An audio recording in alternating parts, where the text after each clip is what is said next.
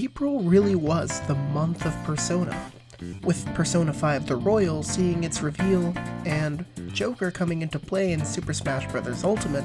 Fans have gotten tons of new content, and they're eager for more. Wait, what do you mean we're talking about the wrong fucking Persona? BTS. Holy fucking shit. I think the question that everyone wants to ask after a new BTS album is, what on earth could possibly come next? And, sure enough, the answers keep coming. An incredible arena tour across the world with a planned stadium tour extension. 2 albums hitting #1 on the Billboard 200 in the same year. Massive pre-order numbers of over 3 million. And Saturday Night Live? What the fuck? Who would have ever expected to see K-pop on fucking SNL of all things? You know who they put on there? Not BTS. But with these massive accomplishments and equally massive expectations, is BTS ever going to run into the issue of their artistry not living up to the hype? Alright, I really want to get to talking about the album, so this is probably going to be a real tidbit. I really wish I had more to say, but the more I think about it, the more I realize I'm just not really qualified or versed enough to discuss the visuals and choreo, so let's go off of what I do know. The music video is cute. I really stan Pink. The dance looks fun, easy to follow, hard to master, and it meshes really well with the song. We stan couches now. One thing I do gotta say, I'm a fan of the Pink vibe that the promotion and cover art exhibit, but the cover art itself is just way too lazy after Love Yourself. Like, cool, you did the thing again. You can't just do 2 albums that follow immediately after each other and have the same symbol. That's just, I'm sure there's a rule, but no! Dude, try something else. At least give us a cool logo. The Love Yourself font was pretty iconic, but look at Map of the Soul, it's just bump. Okay, music time. Intro Persona is outstanding and is already one of my favorite songs released under BTS. I don't want to hide my love for hip-hop, because it stretches far before I even knew what Korean pop could be, really. A lot of K-pop does have some really shoehorned in rap verses, but under the helm of Namjoon, BTS's rap abilities and verses have always been exceptional. In Intro Persona, RM is at his absolute best, with incredible production and a lot to say. First of all, I'm a huge fan of how the background of the album ties into the production itself, essentially remixing the intro from School Love Affair and extending the sample, creating a new song that is in itself an improvement in almost every facet from the original. Intro Persona also sees the rocking vibe sound that BTS has recently pursued lend its hand to the track, creating a headbanging rap tune that any hip-hop fan could pretty easily enjoy. The sample isn't grating, and the song sees some noticeable changes throughout its runtime without making any sacrifices that sound too strange or out there. With Intro Persona, RM uses his lyricism to reflect on BTS's current status and set the stage for the rest of the album, bringing his fans up to date with their own beliefs and goals and the hopes for what the future may bring them. And as we'll come to discuss later on, that's really what this album is all about. I honestly think this track will go down as one of the best under the BTS moniker, as it uses their leader to integrate their 6-year history perfectly with what is soon about to follow. Intro Persona is a triumph, and is a 9 out of 10 song. If there's one thing, just one thing, that really upset me about this song, it's the fact that the rest of the mini-album honestly fails to deliver. Many were wondering where BTS could really go after the Love Yourself series, and I think this song perfectly represents the mass appeal that I believe they're trying to reach. Boy With Love is a feel-good jam that puts pep in your step and inspires an element of hope, making it a great song to start your day or get you appropriately cheered for an exciting event to come. I've heard a lot of people describe the track as air-y, and I couldn't agree more, I think. Let's just assume we're on the same page here. Halsey's feature on the track is a welcome addition. While I was a little let down she didn't really get a voice of her own in a verse or a bridge, I think quite a few ARMY were happy that we didn't see anything of that sort. For reasons, I guess. You know, fans in general, just garbage. Her voice adds a color unique amongst BTS songs and titles, and it especially comes as a nice surprise considering her own genre of pop isn't really the type that she went for on this track. Like, I wouldn't be surprised if a lot of you haven't really heard Halsey's stuff, but it's not this. Halsey's just so, like, high-pitched and very fun in this song, and I feel like I don't really associate that sound with her, but it works for her. It's really, really hard not to notice her. Ad-lib. My own highlight of the track is the pre-chorus with Jungkook and Jimin, considering its surprising amount of death, and the quick phrasing giving the song a momentary change of pace, prepping the audience for the easily followed long chorus. Alrighty boys, it's on to the hot takes. I haven't talked about the rapping yet, and I haven't for good reason. Amongst any BTS title track, Boy With Love features by far the worst integration of our rap boys, and it brings the song a noticeable notch downwards. Suga's verse is a noticeable standout due to his deeper register, but I think the shock from this realization brings the song from a nice pace forward to an almost abrupt standstill. Like, there's a pace going, and it just stops when we hit Suga. J-Hope's verse suffers from the same, alongside the fucking dumb decision to add the echo, reverb, whatever, to his voice. Like, what? What does it add to the song, Big Hit? What were you thinking? I think the misery continues when we come to my bias RM's verse, which is separated by the chorus from Suga and J-Hope, accompanied by another slow and smooth flow that just sounds so woefully out of place.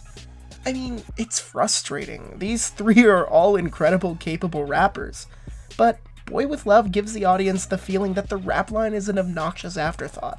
The push towards an easily consumable form of K-pop really helps to highlight the vocals of BTS, but it also really suffers from the same downfalls that hurt American pop right now. Y'all remember Maroon 5's Girls Like You remix, the one with Cardi B just tacked on at the end?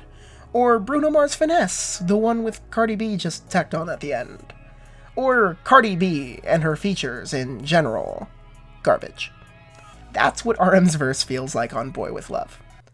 I can't really believe I just fucking compared RM to Cardi B, but that's where we're at. That's how I feel. And for a group that has so seamlessly incorporated their rap line into the backbone of their music, Boy With Love is kind of a shame. All in all, I still really love jamming to this tune, and I actually consider it better than any of the titles of the Love Yourself series. But it does suffer from these big issues. It's a 7 out of 10. Really not a lot to say. The song isn't bad, but I just think it's one of the most forgettable and boring B-sides that BTS has put out in a while.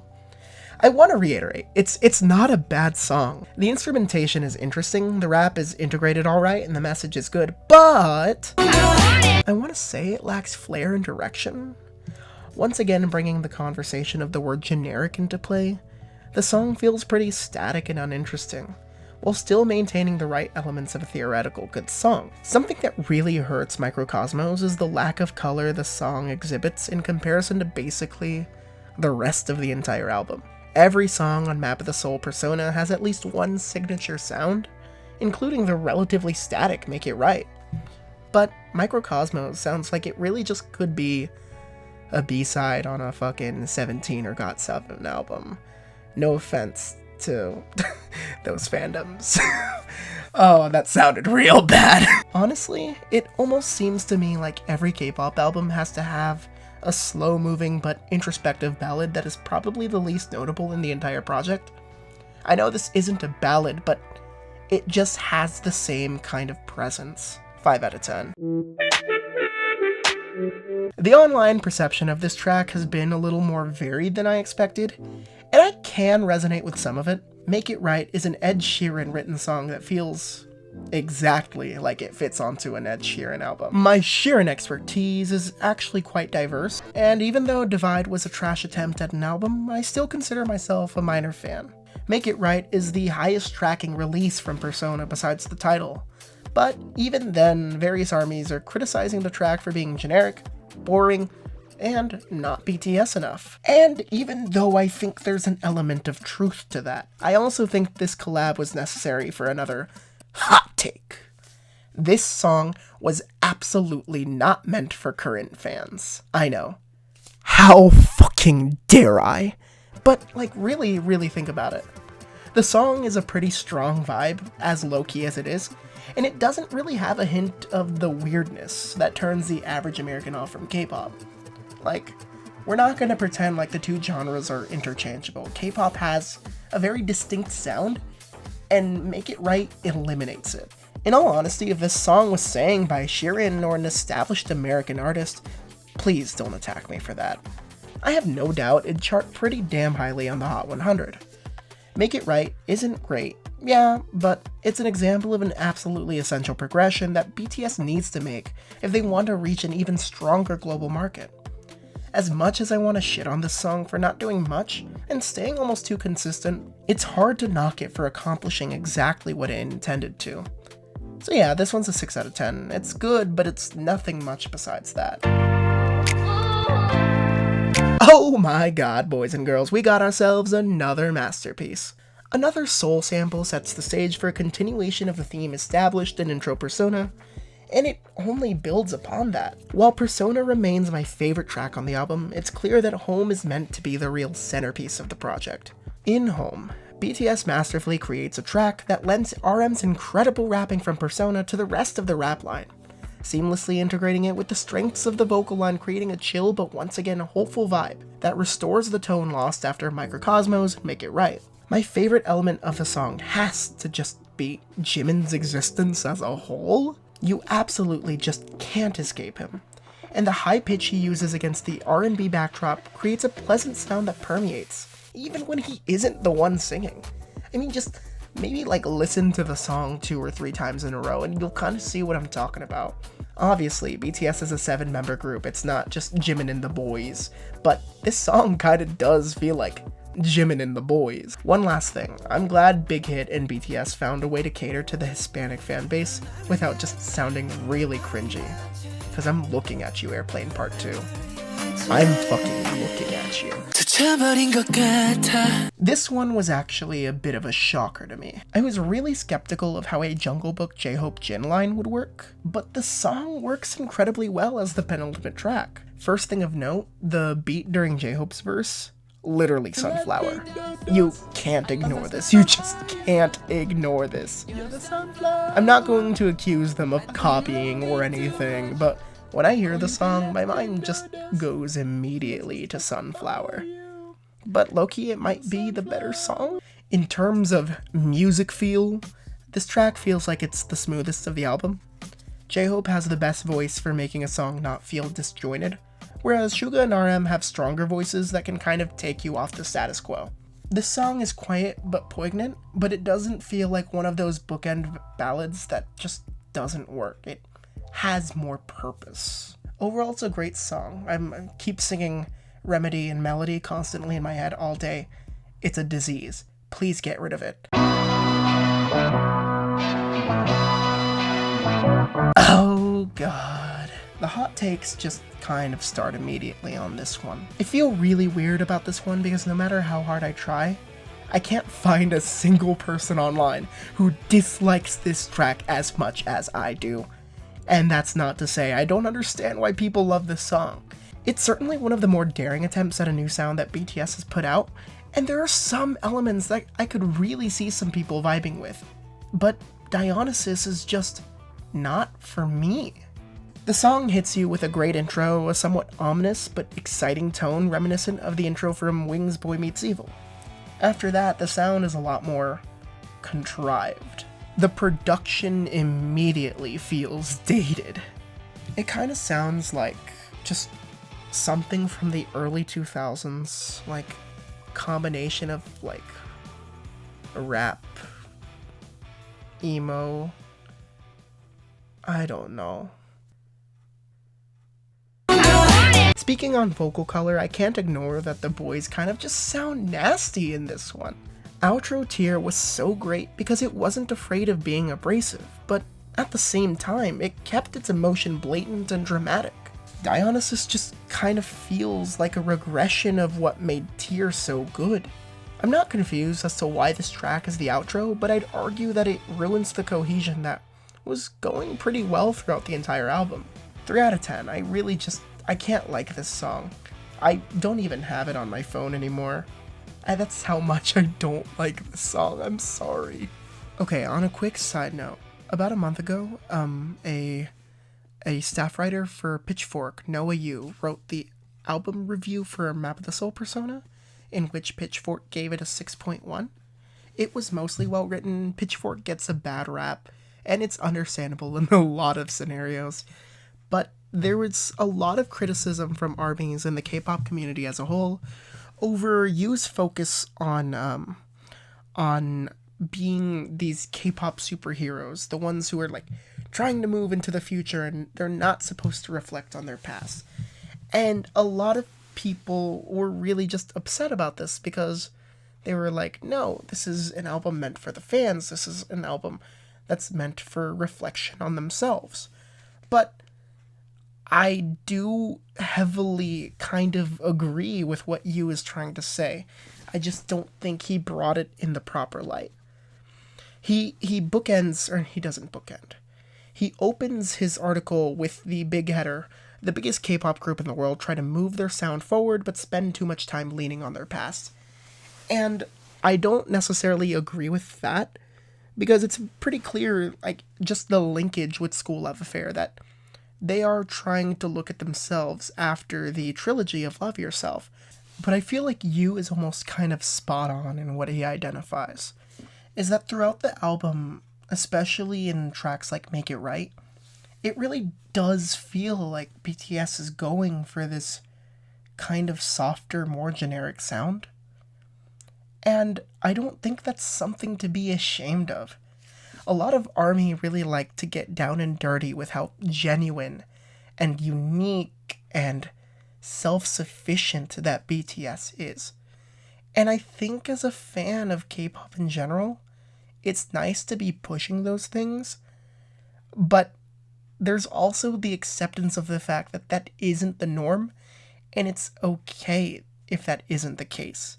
The truth is, BTS does provide input for a lot of their music, but they absolutely aren't working on their own. They aren't producing a lot of the songs, they aren't writing a lot of the songs, they aren't making the choreo for a lot of the songs. K-pop is still very much a manufactured genre, and that's okay.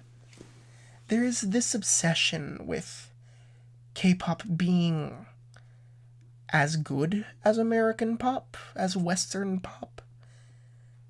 But I think the goalposts aren't necessarily, like, too close or too far. We're just aiming in the wrong place. Whether or not BTS says that they're not superheroes, or they're not focused on their success, I don't think it's wrong to admit that they absolutely are. I mean, look at that fucking performance on The Late Show with Stephen Colbert. They... How can you watch this performance and think that BTS doesn't want success? Of course they want to be K-pop superheroes. That is what success is. It's not inherently wrong to crave success. And that's okay. I don't think it's wrong for BTS to be looking on the past, especially considering that is the source of what their music is trying to tell us. But I do think there's a big disconnect between using that as an influence for your work and then kind of putting out a sound that is so familiar that it doesn't sound as genuine as it could be. That's the issue that BTS needs to work on solving if they are going to try for more success, which they absolutely are. Please let them have more success. Every ARMY wants it. So, let them go for it. Overall, I think Persona hits really well. I don't think it's a great album by any means. I'd barely mark it as good, but it does have enough feel-good sentiment. It's not overtly introspective. It's just a sentiment of hope. It really captures that, not necessarily the thinking of hope, but the feeling, like that gut feeling of hope. And overall, I think that feel is what keeps the album from being bad and turns it into a very digestible, very enjoyable album. I mean, Boy With Love isn't a fantastic track by any means, but I can just bump it in my car stereo driving at 55 miles an hour and feel good about what I'm listening to. And I think that's what BTS has accomplished so well, not just on Persona, but on the rest of their discography. Their sound just very much permeates to the feel-goodness of anyone who listens to their music, as long as they give them a chance. Persona isn't the best album in the world, and it's certainly not even close to the best BTS album. But I do think it is a necessary step forward for the future success of BTS. It's a 6 out of 10. It's good. Or almost good. Well, that's it. I hope you guys enjoyed that. I've never made a video this long, and it's never taken me this long to make either. It took an entire fucking month.